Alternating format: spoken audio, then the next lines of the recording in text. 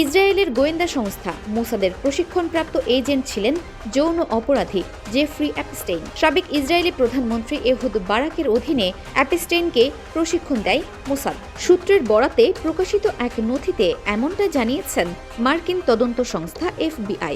সংবাদ মাধ্যম middle East Eye এক প্রতিবেদনে জানিয়েছে, FBI এর 2020 সালের একটি নথিতে অ্যাপস্টেইনের মোসাদের এজেন্ট হওয়ার বিষয়টি উল্লেখ আছে।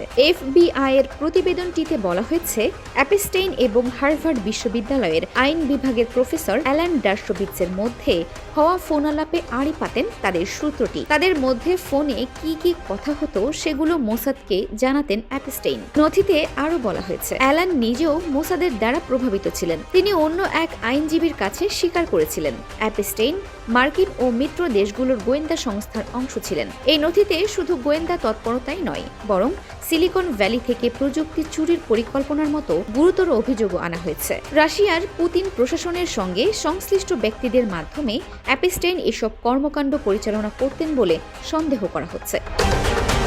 এছাড়া ডোনাল্ড ট্রাম্পের জামাতা জ্যারেড কুশনারের পরিবারের সঙ্গে ইসরায়েলের দীর্ঘদিনের ব্যবসায়িক ও রাজনৈতিক সম্পর্কের বিষয়টিও এই নথিতে উঠে এসেছে।